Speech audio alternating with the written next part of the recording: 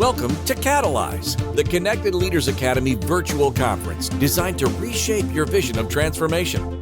As we navigate the evolving business landscape, our speakers will unveil innovative strategies to manage and initiate change. Prepare to adapt, innovate, and lead, ensuring your role as a catalyst in this transformative era. Hello, hello, hello. Welcome. My name is Nick. I am a 10X Elite Business Coach. And the topic of today's coach is going to be 10X follow-up, simple strategies to double your sales. So before we get into that, I'm going to reveal some statistics on follow-up. And these statistics were gathered from MIT, InsideSales.com, and the Harvard Business Review. So a study was based on 3 years of lead response data from 15,000 leads and more than 100,000 call attempts. So I'm going to reveal some statistics on follow-up. So over 30% of leads are never contacted at all. Most of the salespeople in the study only made 1 or 2 attempts. Only about 12% made 3 attempts, and fewer than 5% made 6 call attempts. Once you get to 6 call attempts, it raised the contact success to 90%, which is almost a 70% increase. So you want to get to 6, okay? 80% of all sales, all deals are closed on the 5th to the 12th attempt. So whatever you're selling, wherever you're selling it, you need to follow up if you want to make the sale. The fortune's in the follow-up. So we're going to go over 2 major areas of focus during this talk. How to follow up with your leads and customers using simple, strategic, and sustainable strategies, and how to leverage these strategies with customers and your internet, your e-leads. So the first part, facts about follow-up. Time matters. Speed is power. So if a rep can reach out within the first 5 minutes, they can increase the possibility of making contact tenfold. So you want to have a minimum, a targeted lead response time of 5 minutes or less. In another study, only 7% were hitting this mark. So very few. The good news is very few companies, very few individuals are doing it. So there's an opportunity. So if you can get to them quickly, speed is power. If you have a targeted lead response time within 5 minutes or less, you will increase your sales. Reps who follow up within an hour. If you follow up within an hour, they were 7 times more likely to have meaningful conversions.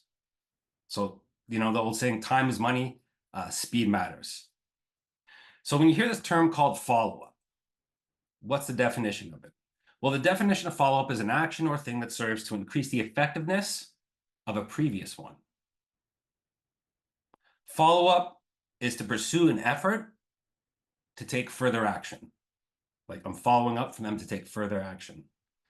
79% of all marketing leads never convert, right? So it's a lot of time, energy, effort, money. People are paying into these leads or creating them themselves that never convert. So there's a ton of opportunity. So you're going to hear me say this throughout the entire talk. Fortune is in the follow-up. A lot of people never do it. The only difference between a contact and a contract is the R, and the R is for the relationship. The relationship needs to be built and nurtured. There's a difference between being professional and pestering people.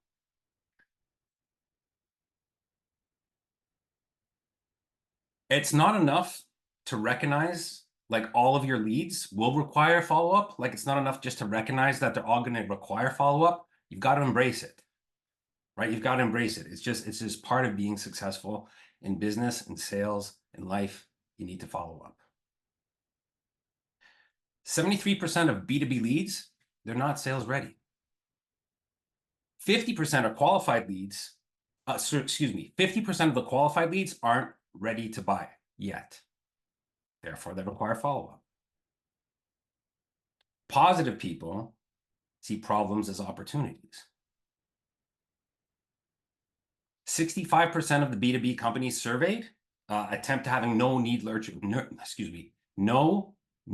lead nurturing, it's a mouthful, no lead nurturing systems in place at all, right? They get a lead, they contact it once, but there's no system in place to nurture it. So ask yourselves, do I have that system? Am I doing it? And if you're already doing it, that's amazing. Continue to do that, you're ahead of the game. So we want to nurture our customers, we want to nurture our clients. That's the R in relationship. And there's two important distinctions. Follow-up, it's critical to any business, whether it's a product or a service-based business that you offer. It's critical to your survival. The second thing is a good or a great follow-up system will nurture the leads. Okay, there's a difference between nurturing, pestering people. Remember that. So how do I nurture? Well, we're going to give you some tips. There's some ripple effects once you get this thing of follow-up mastered. Once you get good at it, once you start doing it, there's a ripple effect. There's benefits to you, your organization, your top line, and your bottom line. You won't have to offer deep discounts, number one. Second thing is you're going to generate more sales-ready leads at a lower cost.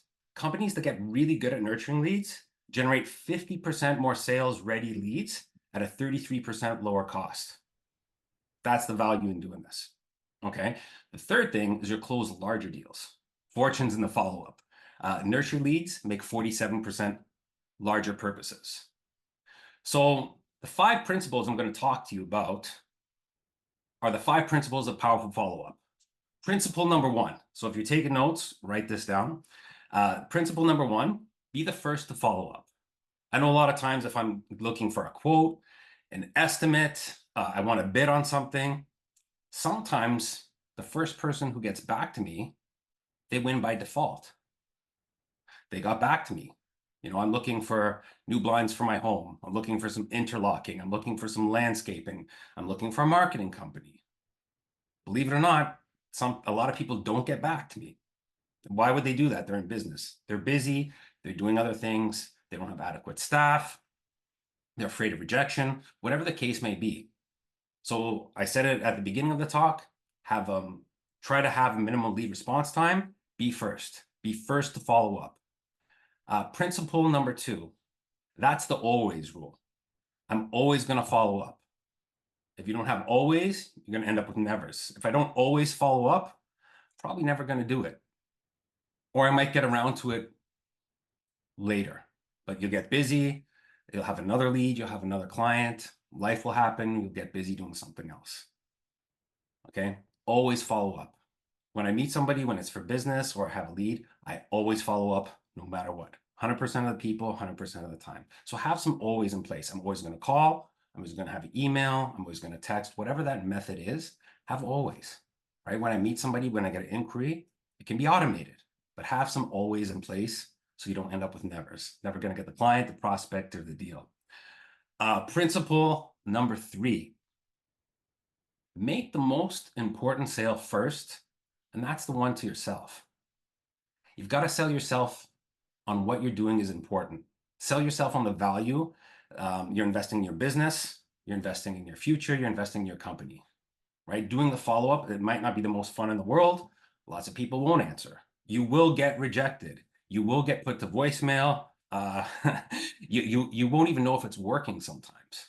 But if you do it repeatedly and consistently, you will get a result. So sell yourself that what I'm doing is value. You won't see an instant result, right? Like if I work out once, I don't see an instant result. If I save a little bit of money once, I won't see a significant result. But if you do it consistently and repeatedly over a long period of time, you will get results from follow-up. So sell yourself first on what you're doing. Okay, the most important sale first is the one to yourself. Number 4, don't be a dinosaur. Don't go extinct, meaning don't become extinct to your prospect or your lead. If you don't follow up, they'll forget you ever existed. Okay. And you can also take in that, like, don't neglect the importance of follow-up. So it kind of ties in with principle 3 and 4, but don't be a dinosaur, meaning don't go extinct by not doing it. Principle number 5, commit to doing whatever it takes, right? And I have this adage to myself, 100% of the people, 100% of the time. There's so much software, there's so much automation, but there's so many things you can do as an individual to reach out and contact somebody. Okay, so do whatever it takes. Be committed to follow up, and remember the statistic. 80% of all sales are made between the 5th and the 12th contact point. So every time, this is how I sell myself. Every time I do a follow-up, it's an investment. I know I need to cross that threshold of 5, 6, 7, 8, 9, 10, 11. It's a lot of work, but I'm committed to it. I'm committed to getting that sale. It's one step closer. And it's easier for me to follow up with people I've already spoke to, or if they've opted in to something I'm doing, than starting all over and hitting that reset button, right? I'm not starting at step one. I've already had 4 or 5 contacts. I might have had conversations. We might have had email exchanges. We might have done a Zoom call. We might have met in person. I might have given them an estimate, whatever the case may be. I have more skin in the game, so it's worth my while to continue to follow up. So I'm going to do whatever it takes so I nurture that. So we're going to go over some methods and strategies in the remainder of this talk on the back half. So ask yourself some of the following questions. Do you have a system in place for follow-up? How many times do you follow up? And be honest with yourself. Be brutally honest with yourself. I wasn't always great at it. There were sometimes I did it, sometimes I didn't.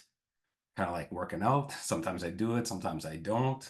But when I'm at my best, I do it consistently and frequently. And frequency leads to greatness. You got to get frequent before you get great. So how many times do you follow up?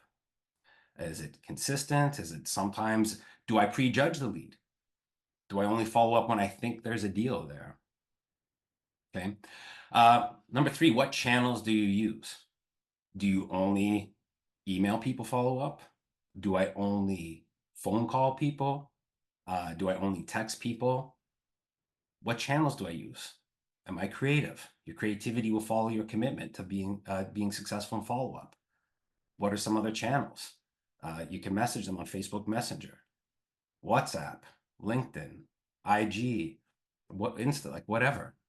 So you want to actually discover your client's preferred method of contact.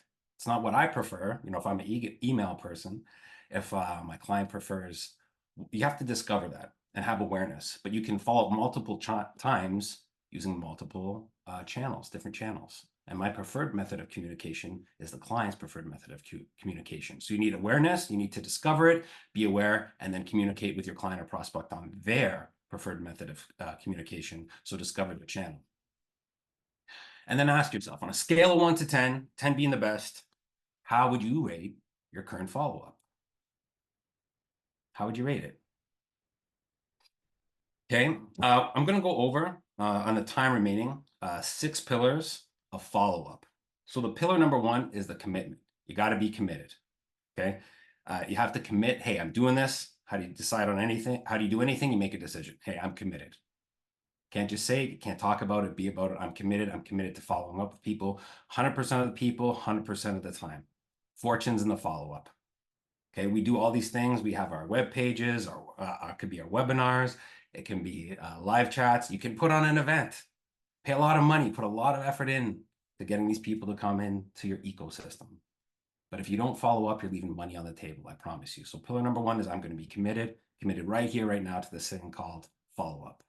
Number 2, I've heard it on many talks today, CRM, customer relationship management. You can't measure what you don't manage. You can't measure what you don't track.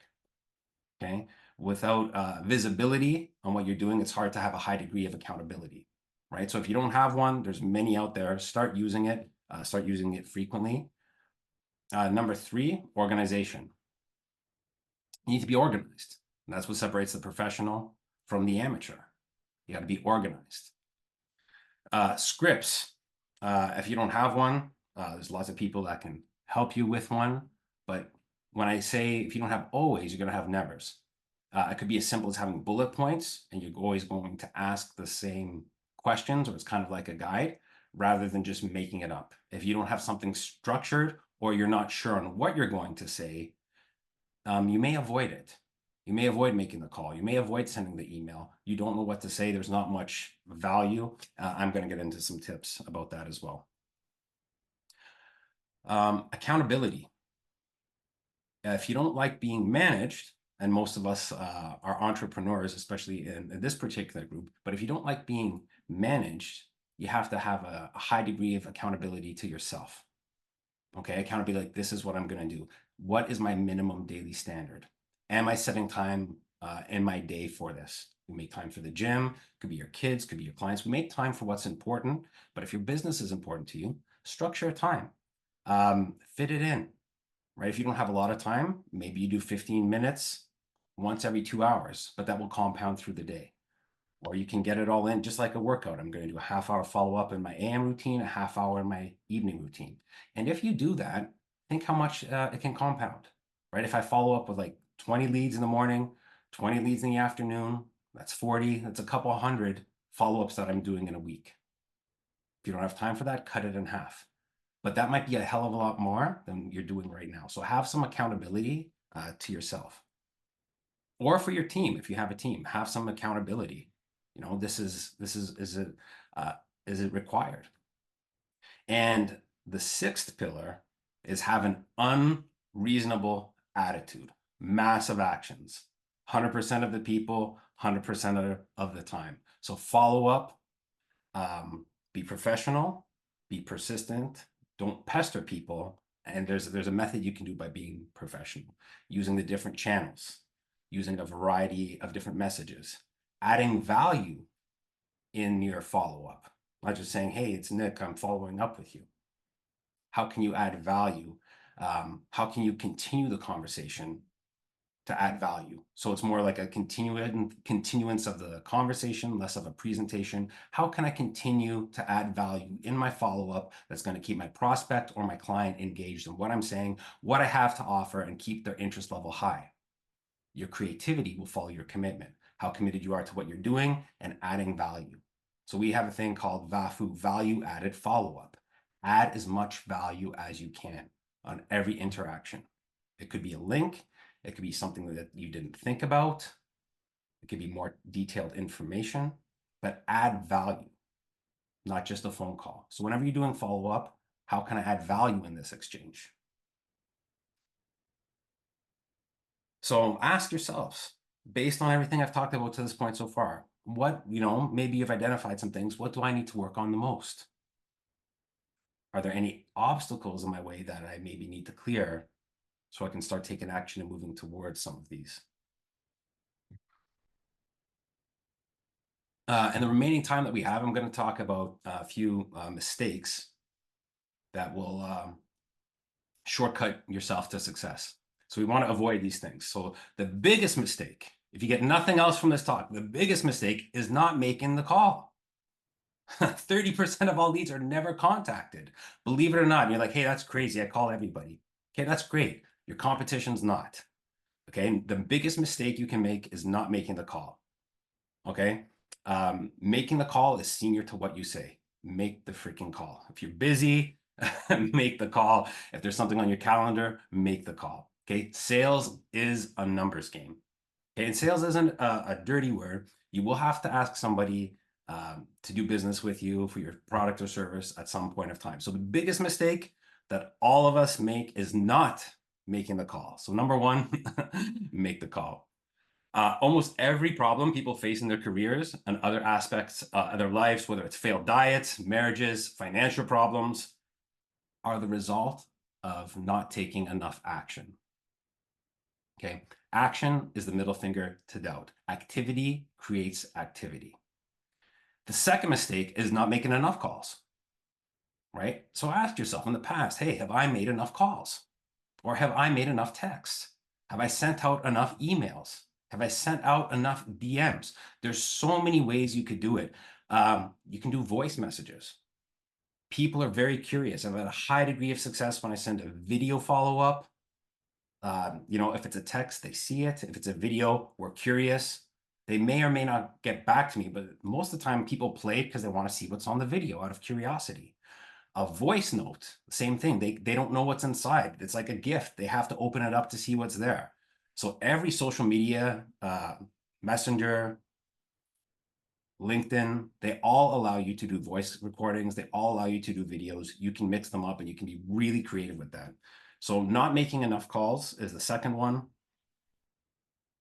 And, we've heard the saying, luck is when preparation meets opportunity. I want to be prepared, not scared. Salespeople, professionals, they make their luck by making follow-up calls, right? I want to be at the cause, not at the effect, like, hey, these people aren't getting back to me. I want to be at cause, and I want to be the one making the calls. When I make enough calls, it will generate activity. It will fill my calendar. They will buy my product. They will hire me for my services. If I make enough, people will do business with me. But I'm going to take the responsibility that I'm going to be proactive in making them, not reactive, waiting for something to happen. So mistake number 2, it's simply just not making enough calls. Third mistake is making random calls. Okay, you need volume and you need frequency, right? Frequency leads to greatness. You got to get frequent before you get great. And at the beginning, you might not be good, but with time, through repetition, you'll find your voice, you'll find your rhythm, you'll find out what works, and you'll get in the flow. But don't let that stop you at the start. Most things, when we begin them, we aren't great. But before you know it, you'll be much better than you are now. And if you're already doing them, continue to do that. With follow-up, we want to be the stream, long, ever flowing. We don't want to be the rock. The stream will beat the rock. It will eventually wash that rock down. Stream beats the rock. So be the stream, consistent, persistent, ever flowing. Okay. And the speed also matters. I said at the beginning of the talk, targeted lead response time, 5 minutes or less. These are some key points, takeaways. 5 minutes or less, try to have a targeted lead response time of 5 minutes or less. And for sure, 100% of the people, 100% of the time, and always try to follow up within the first hour of somebody contacting you. And if you can do it yourself or somebody on your team, a real person is always better than automation, but automation can help be a bridge. Thank you very much. Appreciate you guys listening today. And thank you so much. As we transition to our next expert, remember that each strategy and insight is a step toward becoming a transformative leader in your field. Visit connectedleadersacademy.com to stay engaged and informed. The journey of change is ongoing. Let's move forward together.